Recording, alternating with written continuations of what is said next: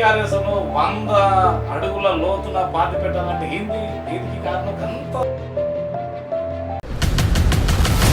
హరీష్ రావు గారికి అగ్గిపెట్ట దొరకకనే కదా ఆ చారి గారు ఆత్మహత్య చేసుకున్నది. పోటీతత్వం ఎక్కువ వస్తుంది కదా అధికార పార్టీ వచ్చిన తర్వాత ఏ పార్టీలో ఉన్నా ప్రతిపక్ష పార్టీలో ఉన్నా ప్రజల కొరకు కొట్లాడినా ప్రజల కొరకు పోరాడాలి. సలాం కొట్టి ఏమన్నా చేయలేక మొదలుపెట్టిందా? అతి ఘోరంగా తొక్కేసినటువంటి బూర్జో పార్టీ ఏదన్నా బీఆర్ఎస్ పార్టీ.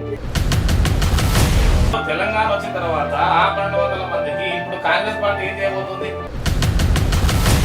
మమ్మల్ని అయితే దళిత జాతిని తొక్కేసింది కదా. కాంగ్రెస్ గెలవడానికి బలమైన కారణాలు ఏంటి? ఇక్కడ పోలీసులు ఏం కలగలేదు. రిజర్వేషన్ సిస్టమ్ లో మళ్ళీ అప్పర్ క్యాస్ట్ వాళ్ళదే నిఘా ఉంటది, వాళ్ళ మాటే మొత్తం నడవాలి. ఇది కాంగ్రెస్ లో కూడా ఇట్లే ఆనవాయితీ ఉన్నదా లేదా? అసలు నా రాజకీయ జీవితం నాశనం చేసిన మొదటి వ్యక్తి కడియం చేయాలి కదా. సంబంధాలు ఏముంటాయి కడియం చేయాలి. ఏ జాబ్ మీకు పర్ఫెక్ట్ గా షూట్ అనుకోవచ్చు సంబయ్య గారు? అటు పోలీస్ జాబా లేదంటే ఇటు పొలిటికల్ జాబా? 4 సంవత్సరాలు తెలంగాణ రాష్ట్రంలో పనిచేస్తున్న క్రమంలో అనేక ఉద్యమాలను పార్టీలన్నీ పూర్తిగా పార్టీలే కదా. రాజకీయ చైతన్యం కలిగించిన పార్టీ ఏదైనా ఉంటాయంటే తెలుగుదేశం పార్టీ అని స్వర్గీయ ఎన్టీఆర్ గారు చేసినటువంటి వ్యవహారం.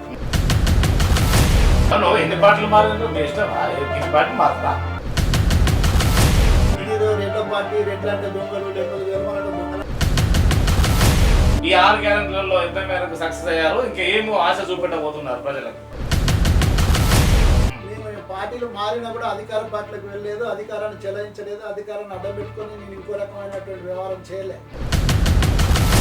నక్సల్స్ ప్రభావం ఏమన్నా పడి ఉండినప్పుడు మీకు రాజకీయాల్లో ఉండడం వల్ల పరిచయాలు పెరగడం వల్ల అప్పుడు ఉన్నటువంటి పరిస్థితుల్లో పరకాల ప్రాంత ప్రజలందరూ కూడా నా మీద ఒత్తిడి తీసుకొచ్చింది. సబలీకృతం అయిననే ఎప్పుడప్పుడు దూరం పెడతారు సార్. మరి నాకు ఇచ్చిన బాధ్యతను నేను నిర్వర్తించాను, తద్వారా ఫలితాలు వచ్చింది. సార్ నమస్కారం. నమస్తే సార్. బాగున్నారా? బాగున్నాను సార్. ఎలా ఉంది మీ ప్రయాణం అంతా? బ్రహ్మాండంగా జరుగుతుంది. అసలు స్పీడ్ పెంచారా ఏమన్నా? పెరిగినట్టే చెప్పాలి. పోటీతత్వం ఎక్కువ వస్తుంది కదా అధికారం వచ్చిన తర్వాత, అధికార పార్టీ వచ్చిన తర్వాత?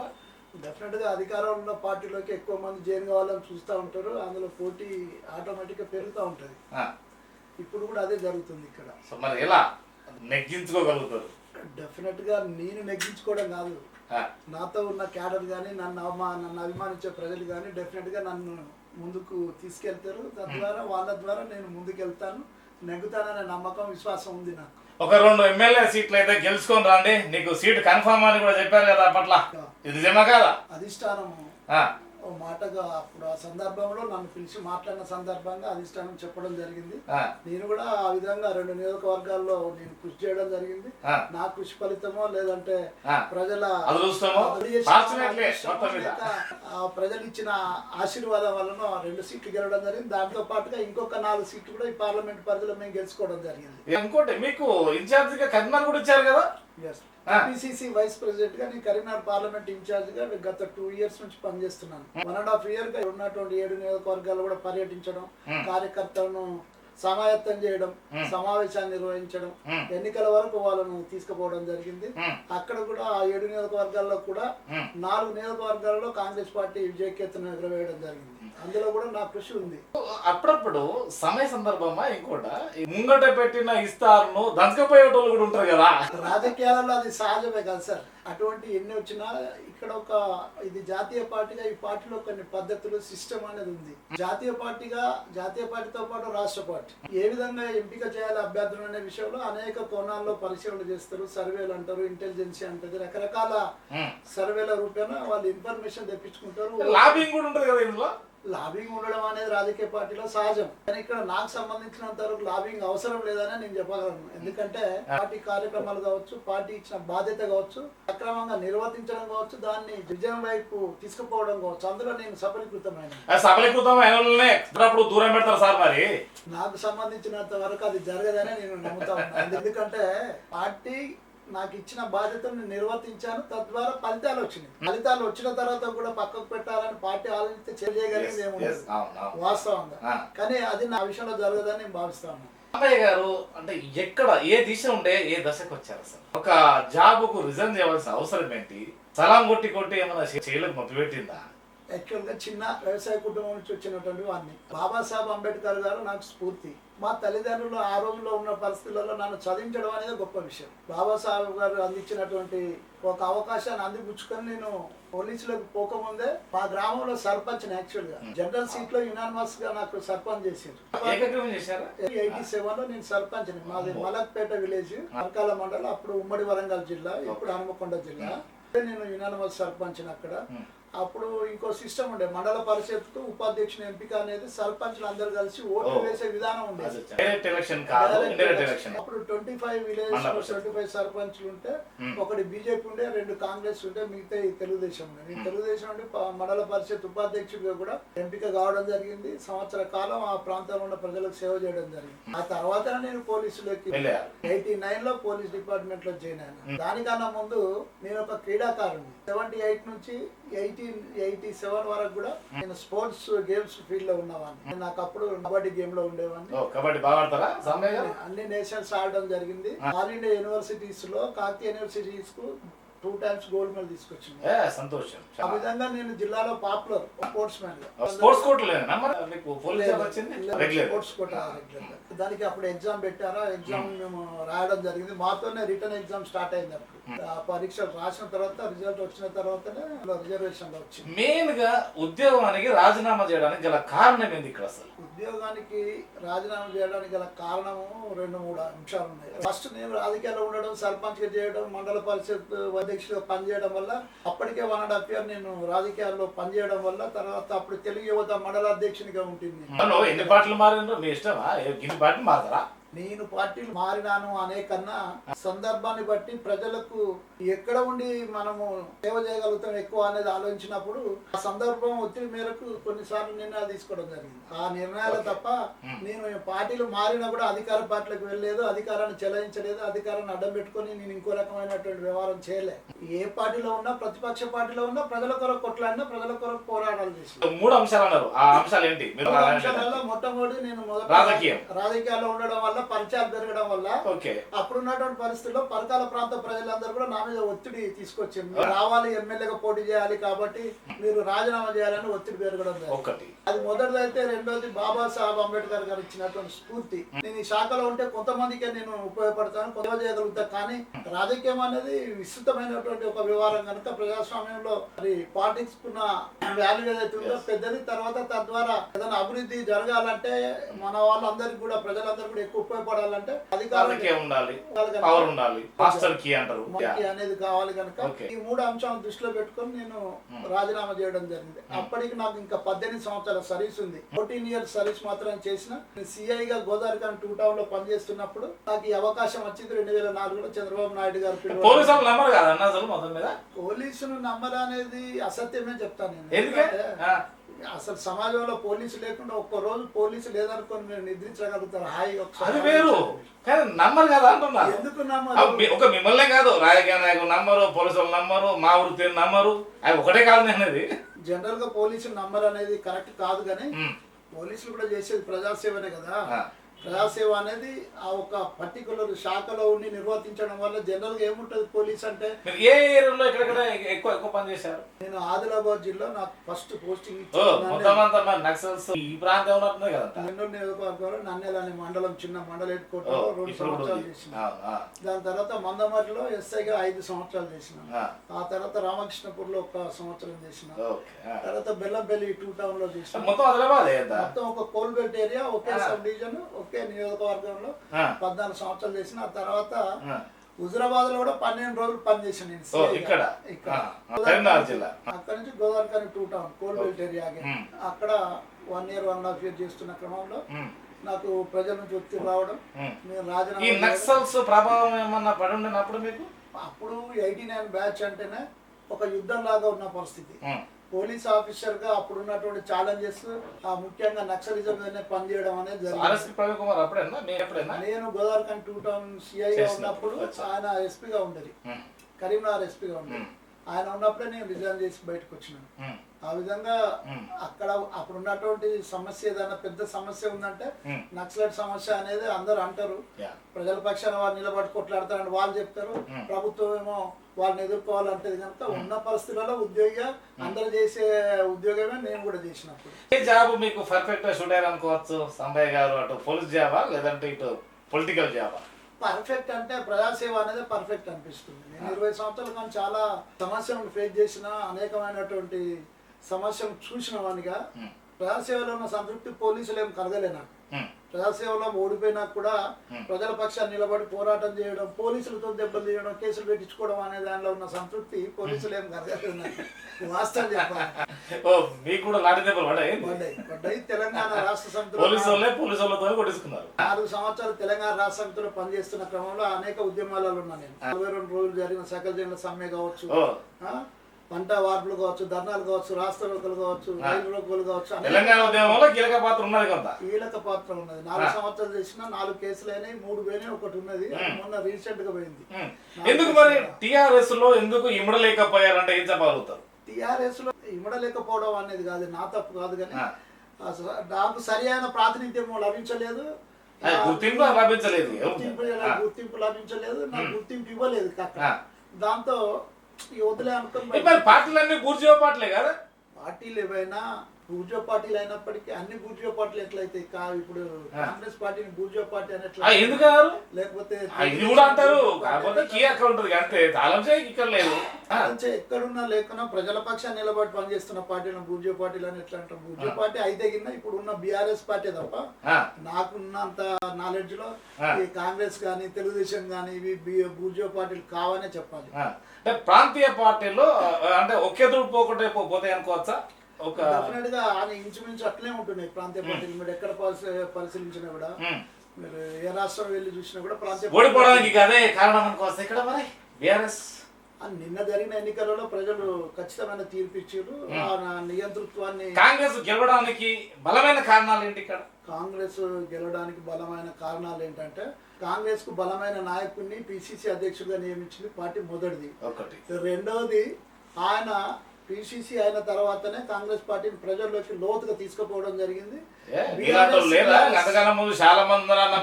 టిఆర్ఎస్ పార్టీ చేసిన తప్పులన్నిటి కూడా ఎత్తి చూపడంలో మా నాయకుడు ఇప్పుడు ముఖ్యమంత్రి ప్రధాన పాత్ర పోషించాడు, సక్సెస్ అయ్యిండు.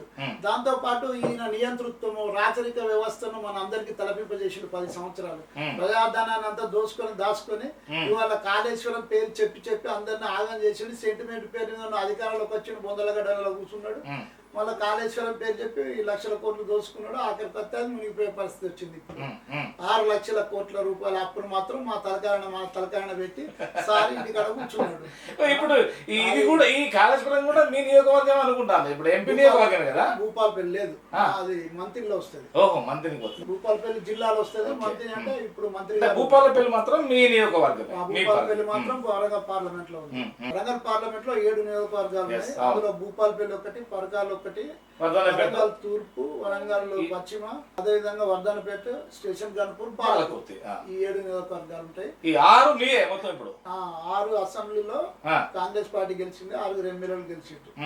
ఒకటి మాత్రమే గన్పూర్ లో ఓడిపోవడం జరిగింది. అది కూడా స్వల్ప మెజారిటీతో ఓడిపోయింది. జస్ట్ 3000 మెజార్టీ, 140 గ్రామాలలో. అక్కడ ఏమన్నా మీ యొక్క ప్రభావం ఏమన్నా మరి కొంత ఉంటే బాగుండేదా? మరి అంతకన్నా ముందు మీరు అక్కడ నుంచి కూడా టికెట్ ఆశించినట్టుగా ఉంది కదా. నేను 2014లో తెలుగుదేశం నుంచి గన్పూర్ లో పోటీ చేసిన ఎమ్మెల్యే.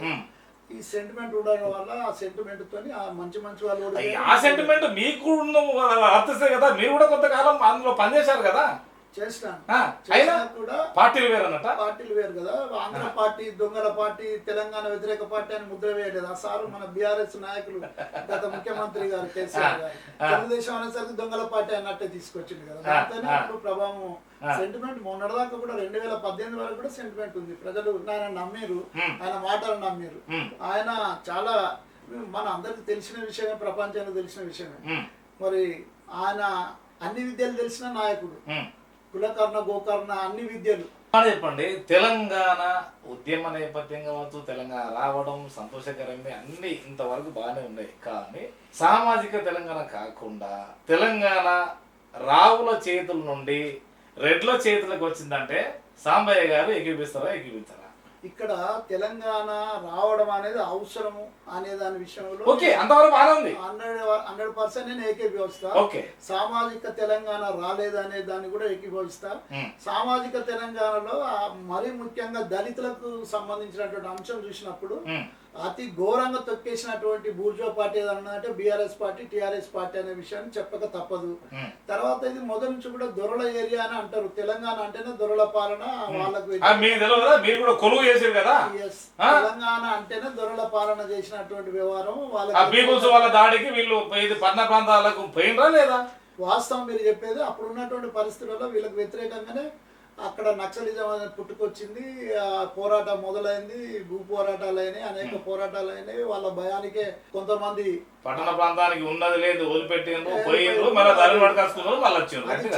అది చరిత్ర చెప్పేదే కదా, దాన్ని నేను కొత్తగా చెప్పేదే ఉంది.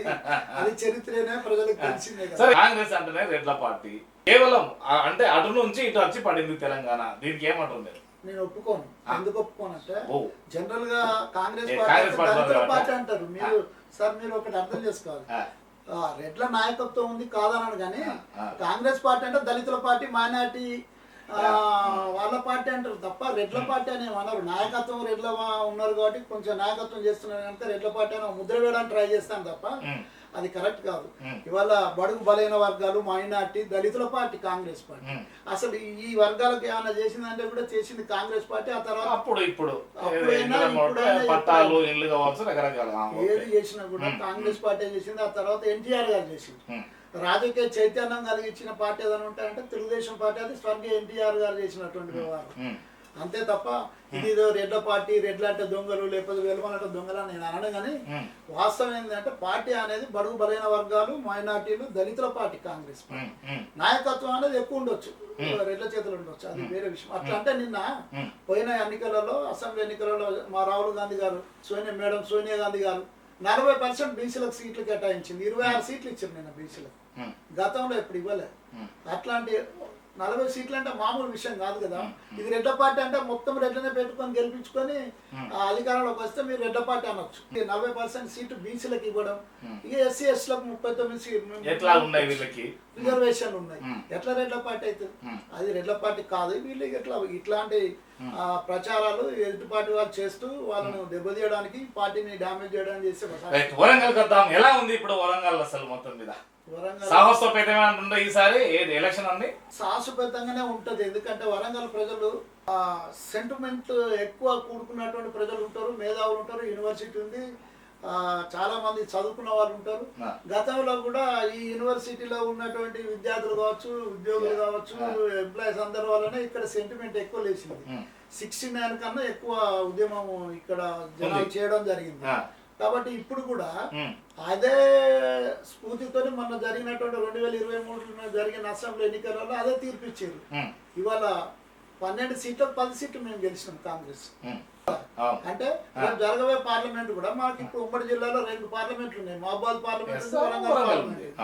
2 పార్లమెంట్లు కూడా అధిక మెజార్టీతో ప్రజలు గెలిపిస్తారు కాంగ్రెస్ పార్టీని.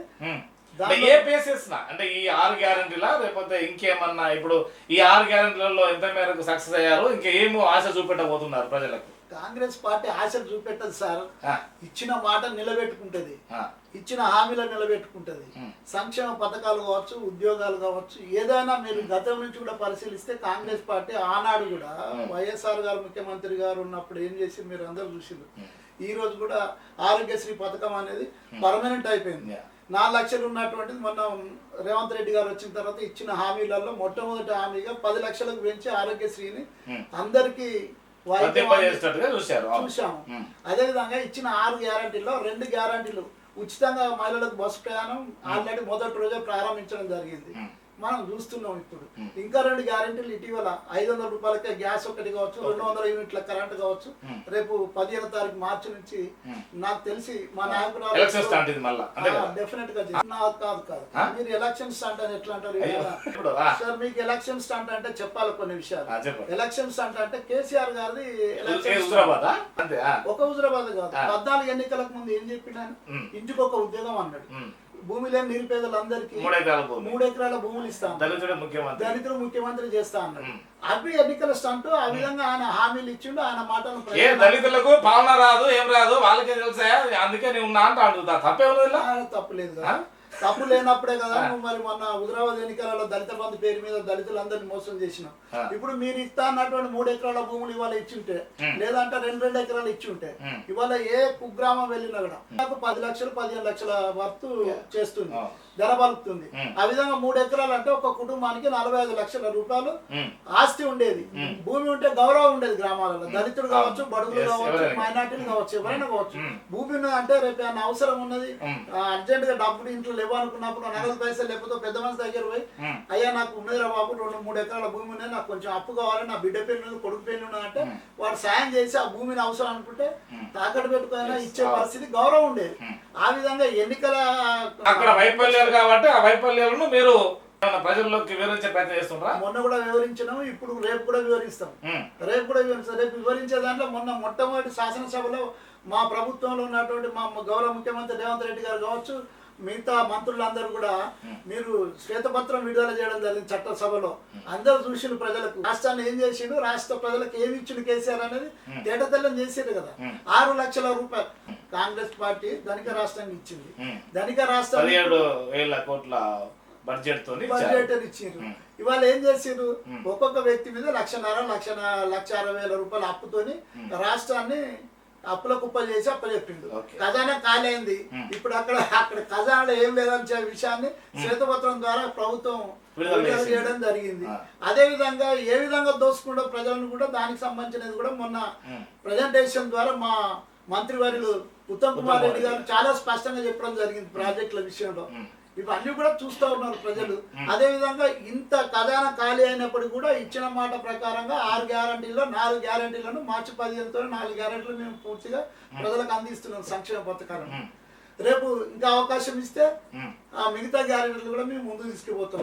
అవకాశం ఎట్లా ఉంది కదా, మీదే కదా, ఎట్లా ప్రభుత్వం మీద ఇప్పుడు అయితే ప్రభుత్వం మాది కనుకనే మేము అడుగుతున్నాం, మళ్ళీ పార్లమెంట్ లో కూడా మాకు అవకాశం ఇవ్వండి, కేంద్రంలో కూడా మాకు 6 మీదే కదా, ఇంకేంది ఇప్పుడు సరే మీరు మీరా ఇంకోరా అన్నది ఒక్క వరంగల్ పార్లమెంట్ గురించి కాదు నేను అడిగేది. రాష్ట్ర వ్యాప్తంగా ప్రజలందరికీ విజ్ఞప్తి ఏంటంటే మేము చేసేది, నేను ఒక టీపీసీసీ వైస్ ప్రెసిడెంట్ గా అధికారం అనేది తెలంగాణలో ఇచ్చారు, ప్రజలు ఆస్వాదించారు. దానికి మేము అందరం కూడా చాలా సార్లు మా నాయకత్వం అంతా కూడా కృతజ్ఞతలు తెలియజేయడం జరిగింది. ఇక్కడ వరంగల్ పార్లమెంట్ లో కూడా మాకు ఏదైతే అవకాశం ఇచ్చారో దానికి మేము మీ ద్వారా కూడా మరొకసారి ప్రజానికాన్ని అందరికి కూడా కృతజ్ఞతలు తెలియజేస్తా ఉన్నా. అదే విధంగా తెలంగాణ రాష్ట్రంలో 17 ఎంపీలు ఉన్నాయి.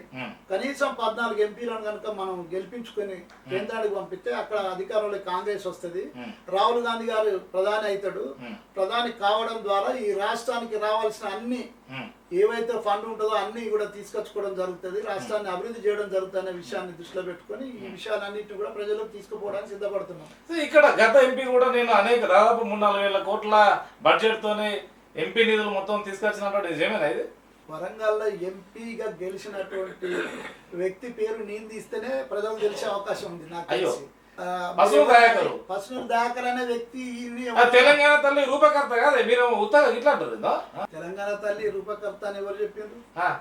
ఆయనే చెప్పిండు, కేసీఆర్ గారు డిక్లేర్ చేసిండ్రు. ఇదేంది కేసీఆర్ గారు ఏదైనా చేస్తారు. కేసీఆర్ గారు తెలంగాణ గాంధీ అంటారు, మరి కవితను తెలంగాణ తల్లి అంటారు. ఆ గాంధీకి ఈ గాంధీకి తేడా ఉంటుంది కానీ తప్పే ఉంది కానీ ఇప్పుడు ఆయన ఏదైనా అంటాడు. కేసీఆర్ గారు ఏది చెప్తే అదే నమ్మదామా, అదే చూసుకుంటూ పోతారా? నమ్మే ప్రజలకు విసిగెత్తే ఇక నేను నమ్మవు నాయన, నువ్వు ఇంటికాడ కూర్చోమని చెప్పేసి బొంద తీసి బొందలో పెట్టిరు. ఇంకా అవి ఎందుకు మాట్లాడుకోవడం? రేపు కూడా ఖచ్చితంగా ఇవాళ ఆ రోజు 2014 కానీ 2018లో కానీ సెంటిమెంట్ రెచ్చగొట్టి పిల్లలందరూ 1400-1200 మంది ఆత్మహత్యలకు కారణమైనటువంటి పార్టీగా ఇవాళ వాళ్ళకి ఏం చేశారు మీరు? అమరవీరులు అని చెప్పుకునే గొప్ప అమరవీరులు. తెలంగాణ వచ్చిన తర్వాత ఆ 1200 మందికి ఇప్పుడు కాంగ్రెస్ పార్టీ ఏం చేయబోతుంది? మేము ముందే చెప్పినాం, మేనిఫెస్టోలో కూడా పెట్టడం జరిగింది. ఎవరైతే అమరవీరులు ఉన్నారో వాళ్ళ కుటుంబాలను ఆదుకోవడం, వీలైతే ఉద్యోగాలు అవకాశాలు కల్పించడం, లేదు అక్కడ ఉద్యోగం ఇవ్వడానికి లేదు, పొలిటికల్ పవర్ అయితే వద్దు వాళ్ళకు. పొలిటికల్ పవర్ ఇవ్వడానికి కూడా మేము రెడీ ఉన్నాం. ఆ. మా నాయకులు చెప్పిన కూడా అట్లా అంటేనే కదా గద్దార్ గారు కూతురు తీసుకొచ్చి మేము వాళ్ళ కంటోన్మెంట్ లో ఎమ్మెల్యేగా పోటీ చేయించినాం. అరే ఇవాళ గద్దార్ను మేడం జరిగిపోయింది కదా. ఎర్ర టెండర్లో నిలబెట్టి గేట్ కడలో పెట్టిన కేసీఆర్ ప్రభుత్వానికి అది శాపం కాంగ్రెస్ మరి. పార్టీ మరి గద్దార్ అంటే ఆయన ఒక వ్యక్తి కాదు కదా, ఒక శక్తి కదా.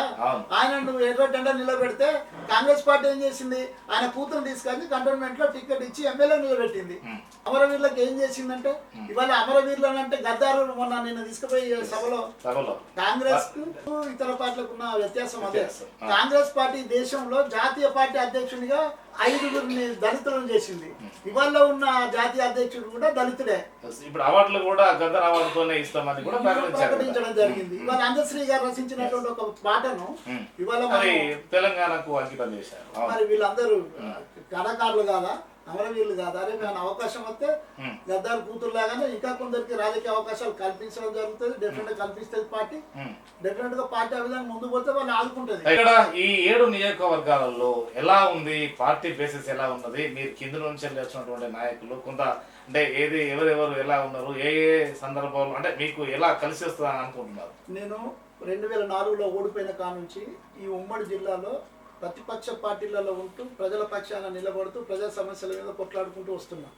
నేను ఈ ఉమ్మడి జిల్లాలో ప్రజల పక్షాన్ని నిలబడి 4 సార్లు పాదయాత్రలు చేయడం జరిగింది. ఉదాహరణ మీరు రైతుల పక్షాన్ని నిలబడి 39 రోజులు భూపాలపల్లి నియోజకవర్గంలో 140 గ్రామాలు అప్పుడున్నటువంటి ఎమ్మెల్యేతో పాటుగా అప్పుడున్నటువంటి నాయకులతో పాటుగా 39 రోజులు నేను పాదయాత్ర చేయడం జరిగింది. అప్పుడు ఆయన కూడా కాంగ్రెస్ పార్టీ అప్పుడు ఆయన కాంగ్రెస్ పార్టీ కాబట్టి అక్కడ మనసు మారింది. ఆ తర్వాత మనసు మారిందో ఏం జరిగింది ఆ తర్వాత తెలంగాణ కొరకు కూడా అప్పుడున్నటువంటి జిల్లా అధ్యక్షుడు మాజీ ఎమ్మెల్యే నాయకత్వంలో కూడా తెలంగాణ కొరకు 1 వారం రోజులు పాదయాత్ర చేయడం జరిగింది. అక్కడ గుండ్లవాగు గోవిందరావుపేట మండలం గుండ్లవాగు కూలిపోతే గుండ్లవాగు గోవిందరావుపేట నుంచి కలెక్టరేట్ కూడా అందరూ అప్పుడున్నటువంటి నాయకులందరం కలిసి పాదయాత్ర చేయడం జరిగింది. గౌరవ ముఖ్యమంత్రి రేవంత్ రెడ్డి గారు పిసిసి అధ్యక్షుడు హోదాలో తీసుకున్న జోడో యాత్ర పూర్తిగా ఈ రాష్ట్ర వ్యాప్తంగా ఆయనతో పాటు భట్టి గారు, నేను అక్కడ కరీంనగర్ పార్లమెంట్ ఇన్ఛార్జిగా, ఇక్కడ పార్లమెంట్ నియోజకవర్గ ఇన్ఛార్జిగా నేను ఆయనతో పాటుగా ఆయన పాదయాత్ర ప్రజల కొరకు చేయడం జరిగింది. అంటే నేను ఇక్కడ ఈ ఉమ్మడి జిల్లాలో సుపరిచితుని, అంటే నాకు గుర్తుపట్టని క్యాడర్ అంటూ ఉండదు. అన్ని పార్టీలు, నేను టీఆర్ఎస్ లో పనిచేసినాను, ఇవాళ ఆనాడు తెలుగుదేశంలో ఉన్నాను, ఇవాళ కాంగ్రెస్ లో ఉన్నాను. అన్ని పార్టీలో ఉన్న క్యాడర్ కూడా నేను సుపరిచితుని. దాంతో పాటుగా ఇవాళ గెలిచినటువంటి ఎమ్మెల్యేలు అందరూ కూడా అత్యంత సన్నిహితులు నాకు. మా సత్యాన కావచ్చు, గంట సత్యాన, భూపాలపల్లి ఎమ్మెల్యే గారు, మేము కలిసి తెలుగుదేశంలో పార్టీలో పనిచేసినాం. అంటే 20 సంవత్సరాల నుంచి మేము కలిసి సహవాసం చేస్తూ ప్రజల కొరకు కొట్లాడుతున్నాం. ఆయన కూడా 3 సార్లు ఓడిపోయి చివరిగా మొన్న గెలవడం జరిగింది. అదేవిధంగా ప్రకాష్ రెడ్డి గారు ఇవాళ 4వ ఎమ్మెల్యే. ఆయన జిల్లా అధ్యక్షుడిగా ఉన్నారు అప్పుడు తెలుగుదేశం పార్టీలో ఉన్నప్పుడు, నేను జనరల్ సెక్రటరీగా ఉన్నాను. మేము అందరం కూడా కలిసి పనిచేసినటువంటి నాయకత్వం. అంటే మా గురించి వారి గురించి మాకు ఎక్కువ అవగాహన కలిగినటువంటి ఎమ్మెల్యేలు ఉన్నారు. ఇవాళ వర్ధనపేట తీసుకుంటే కూడా నాగరాజు గారు మేము స్పోర్ట్స్ మ్యాన్. ఫస్ట్ మీరు పోలీస్ కన్నా ముందు మేము స్పోర్ట్స్ మ్యాన్. ఆయన హాకీ ప్లేయర్, నేను కబడ్డీ ప్లేయర్. ఆయన హాకీలో నేషనల్ స్థాయిలో వెళ్ళాడు, నేను కూడా కబడ్డీలో నేషనల్ స్థాయిలో వెళ్ళడం జరిగింది. ఇద్దరం ఒకే సంవత్సరం పోలీసులో జాయిన్ కావడం జరిగింది.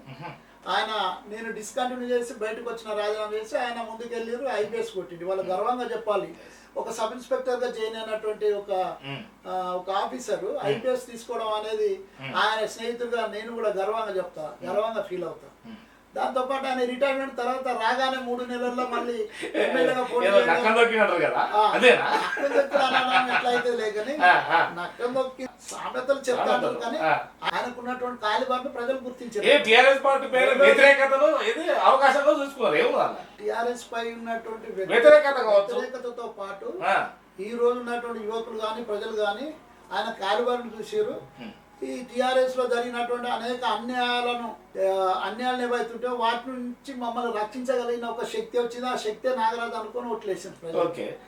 ఈస్ట్ లో గానీ సురేఖ మేడం కావచ్చు, అందరూ కూడా సుపరిచితులు, అందరితో కూడా నాకు సంబంధాలు ఉన్నాయి. పాలకుర్తి కొత్తగా వచ్చినప్పటికీ కూడా వారు విజ్ఞులు, బ్రహ్మాండమైనటువంటి ప్రజాబలం ఉన్నటువంటి నాయకులు. జస్ట్ మిస్ అంతే, జస్ట్ 3000 ఓట్లు.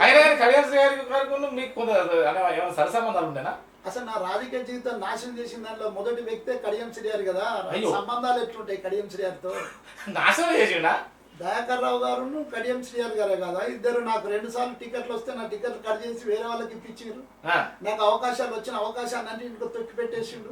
అంటే వాళ్ళకు ఆల్రెడీ స్పేస్ ఉంది కదా. అందరం కలిసి ఒకటే పార్టీలో ఉన్నప్పుడు కదా ఈ సంఘటనలు జరిగినాయి. 1999లో పరకాల టికెట్ నాకు డిక్లేర్ అయినాక శ్రీహరి గారు దయాకర్ రావు గారు వెళ్ళి నాకు టికెట్ క్యాన్సిల్ చేయించి బొజ్జపల్లి రాజా అని ఇప్పుడు ఆయన లేరు చనిపోయారు ఆయన టికెట్ ఇప్పించారు.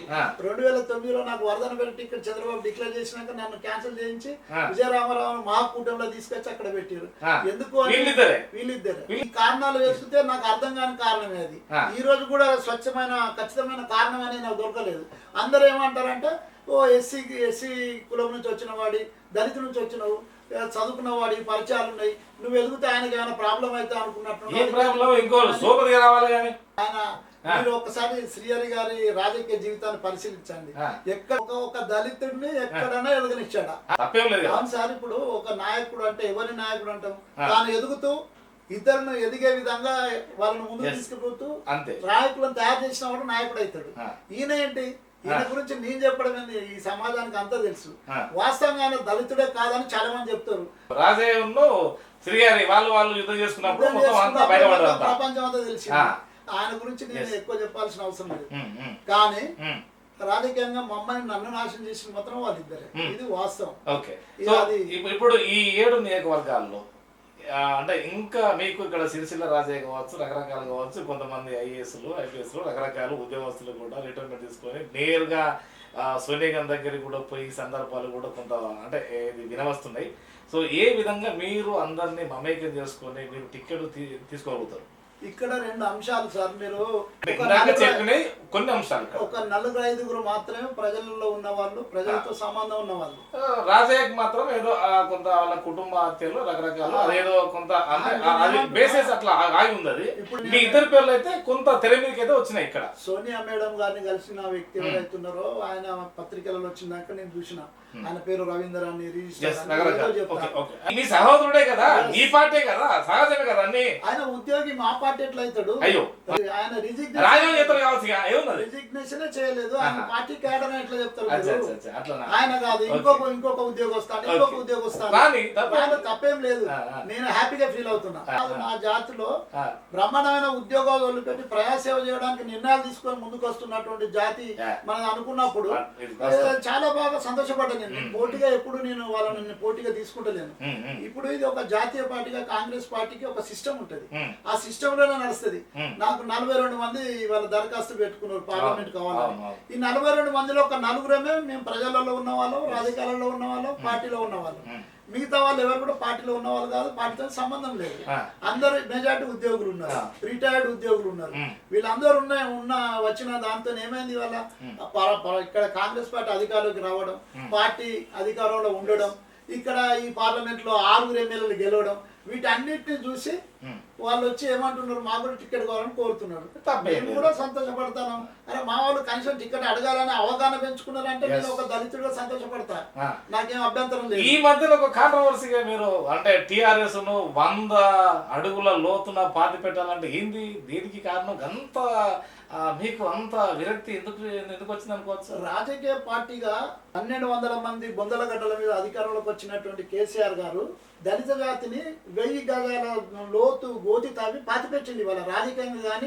మరి అందరూ ఇప్పుడు ఎవరైతే ఎమ్మెల్యే అయినరో ఎవరైతే బీఆర్ఎస్ పార్టీలో దళితులు ఎమ్మెల్యే అయినరో మాకేంది మేము చాలా చక్కగా ఉన్నాం మాకు వర్గం అంతా చాలా పెత్తనం చేస్తున్నాం అంటారు కదా. ఏ దళితుడు చెప్పిండు ఏ దళిత ఎమ్మెల్యే చెప్పిన దళిత అప్పుడు అంతకన్నా ముందు మంత్రివర్గం 2 సార్లు ఎమ్మెల్యే అయిన వాళ్ళు. నేను ఒక 2 అంశాలు అడుగుతాను మిమ్మల్ని. చెప్పండి. కేసీఆర్ గారు ఏ దళిత ఎమ్మెల్యేను మంత్రిని చేసిండు? మంత్రివర్గంలో దళిత ఎమ్మెల్యే ఎవరున్నారో నాకు చూపెట్టండి ఫస్ట్. కొప్పులీశ్వర్ దళితుడే కానీ మా మాదిగలో దళితుడే. ఓకే ఏం చేసిండు? పవర్ అంతా ఈయన దగ్గర పెట్టుకున్నాడు. ఆయనకు మాత్రం శాఖను అప్పచెప్పిండు. సంతకాలు పెట్టమన్నాడు. ఆ సంతకాలు కూడా ఆయన చెప్తేనే పెట్టాలి లేకుంటే పెట్టేది లేదు. ఎక్కడన్నా మీరు తీసుకునే నిర్ణయాలు లేవు. ఎక్కడ తీసుకుంటారు? ఎక్కడ ఉంది? ఇవాళ సుమన్ ఉన్నాడు ఎంపీ అయిండు. చెప్పవలసిన అవసరం లేదు. ఏం పవర్ గంతెందుకు? మేము చాలా సార్లు అడిగినాం దళితులను జిల్లా అధ్యక్షులు చేయమన్నాం పార్టీ.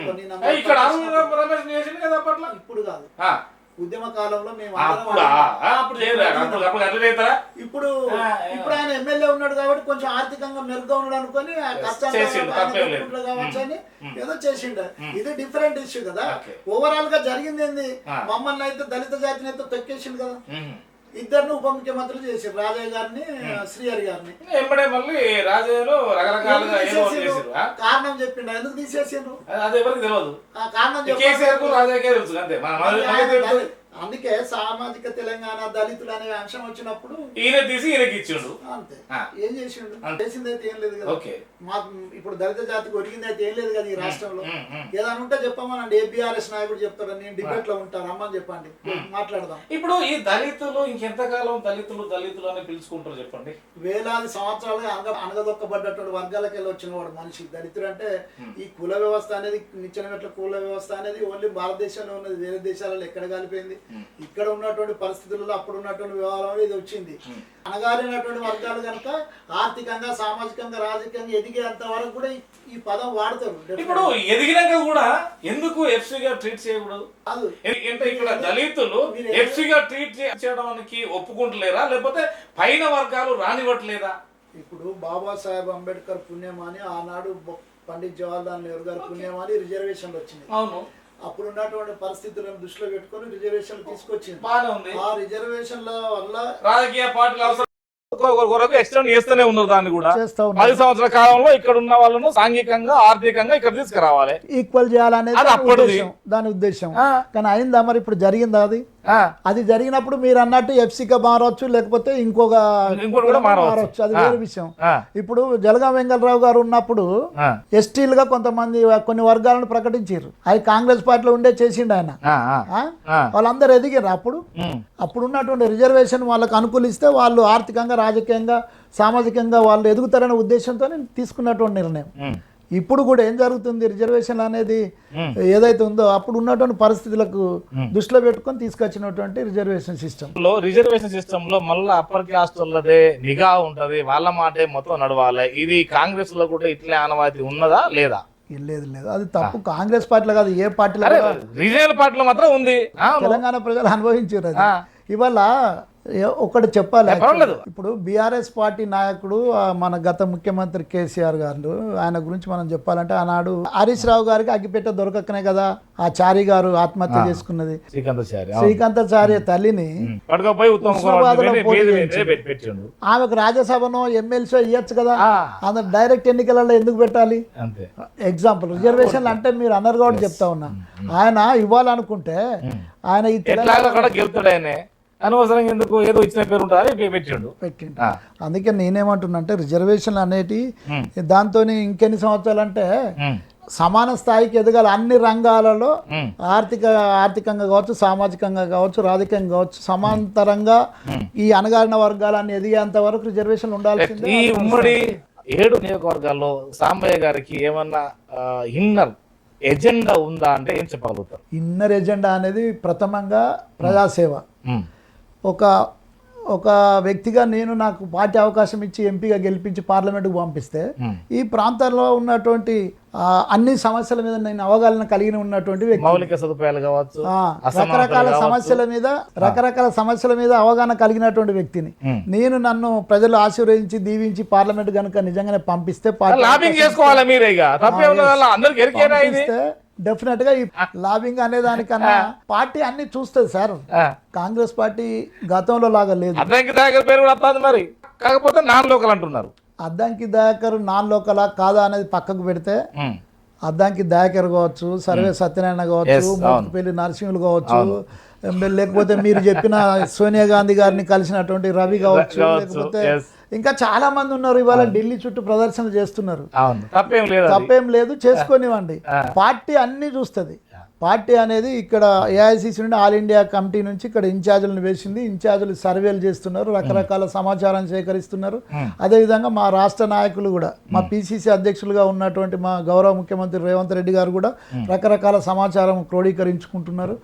అనేకమైనటువంటి అన్ని రంగాల నుంచి ఇన్ఫర్మేషన్ తెప్పించుకున్న తర్వాతనే రేపు పార్టీ గెలిచే విధంగా చూసుకుంటారు తప్ప ఓడిపోవాలని ఏ పార్టీ అనుకోదు. కాబట్టి వరంగల్ గడ్డ మీద ఏ జెండా ఎగరబోతుంది అంటే ఏం చెప్పగలుగుతారు? వరంగల్ పార్లమెంట్లో డెఫినెట్గా కాంగ్రెస్ జెండా ఎగురుతుంది. ఇక్కడ నుంచి కాంగ్రెస్ పార్టీ అభ్యర్థిని గెలిపిస్తారు, ప్రజలు పార్లమెంటుకు పంపిస్తారు. మీకు సముచిత స్థానం ఇప్పటికీ లభించిందా లేదా? సముచిత స్థానము లభించింది అంటే మనం గెలిస్తేనే లభించినట్టు, లేదంటే లభించినట్టు అని నేనైతే భావించను. ఎందుకంటే రాబో కాలంలో కూడా ఎక్స్పెక్ట్ చేసుకోవచ్చా? డెఫినెట్ గా ఈ రాబోయేందుకు ఇప్పుడు వచ్చే రేపు జరగబోయే పార్లమెంట్ ఎన్నికలలో నాకు నా స్థానం ఖచ్చితంగా పార్టీ ఇస్తుందని భావిస్తా ఉన్నా.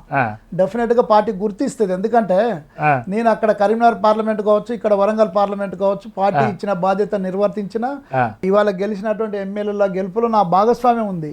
డెఫినెట్ గా నన్ను పార్టీ గుర్తిస్తానే విశ్వాసం ఉన్నది.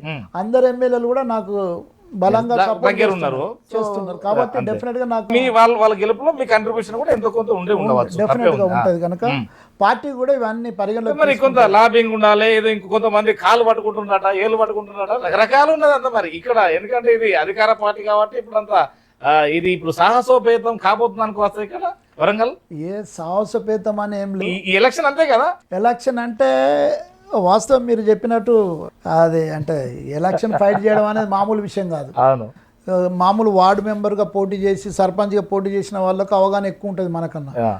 ఒక ఎమ్మెల్యేగా ఈజీగా గెలవచ్చు, ఎంపీగా ఈజీగా గెలవచ్చు, కానీ ఒక సర్పంచ్ గెలవడం అనేది చాలా కష్టం.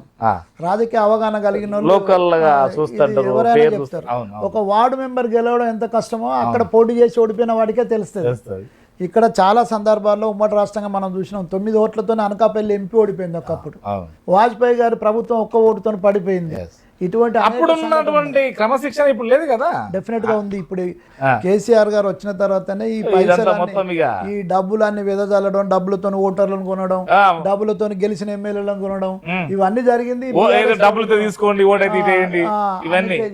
జరిగినాయన్ని కూడా టీఆర్ఎస్ కేసీఆర్ గారితోనే జరిగినాయి తప్ప కాంగ్రెస్ పార్టీ ఎప్పుడు కూడా అసలు కాంగ్రెస్ పార్టీ అనేది ఓట్లకు పైసలు ఇచ్చిన దాఖలాలు ఈ 120 సంవత్సరాలు లేవు.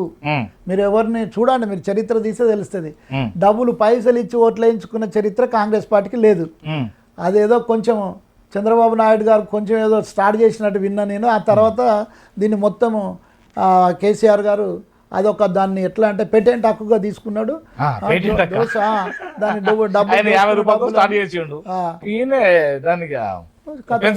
ఖతం చేసిండు. ఇవాళ మొత్తం ప్రజలను కొనుడే, ఎమ్మెల్యేలను కొనుడే, ఎంపీలను కొనుడే, డబ్బులు ఉన్నోడే అక్కడ రాజకీయ. కాంగ్రెస్ లోకి దాదాపు ఎర వేస్తున్నారట, నిజమేనా ఇది? కాంగ్రెస్ ఎవరికి ఎరవేది సార్. కాంగ్రెస్ ప్రజాస్వామ్యం మీరు ఒకటి గమనించాలి సార్. ప్రజలకు తెలుసు 120 సంవత్సరాల నుంచి కాంగ్రెస్ పార్టీని చూస్తున్నారు. అనేక మార్లు అధికారం ఇచ్చారు కేంద్రంలో, రాష్ట్రంలో. ఇప్పుడు కూడా అధికారం ఇచ్చారు ప్రజలను ఇచ్చిన అధికారాన్ని సక్రమంగా వాళ్ళ అభివృద్ధి కొరకు పనిచేస్తుంది పార్టీ. కానీ ఎదురు పార్టీలో గెలిచిన వాళ్ళను గుంజుకొని ఎరవేసి తీసుకురావాల్సిన అవసరం ఏంది? మాకు మెజార్టీ ఉంది కదా. కొంతమంది టచ్ లో ఉన్నారు.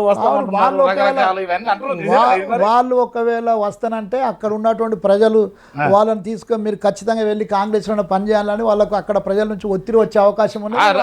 వాళ్ళు పార్టీతో పాటు ఎమ్మెల్యే సీట్ కూడా రాజీనామా చేసి మళ్ళీ ఉప ఎన్నికలో పోయి రావాలి. అట్లాంటప్పుడు అయితే ఇప్పుడు ఇది గతంలో జరిగితే ఇప్పుడు జరుగుతుంది, గతంలో జరగలేదు కదా మరి. అయినా ఇప్పుడు మేమైతే నాకు అవసరం కూడా లేదు. ఇప్పుడు ఇంకోటి మా నాయకుడు ఎవరినో తీసుకొచ్చి నేను నాయకుని కావాలనే తత్వం ఉన్నటువంటి మా నాయకుడు కాదు ఆయన.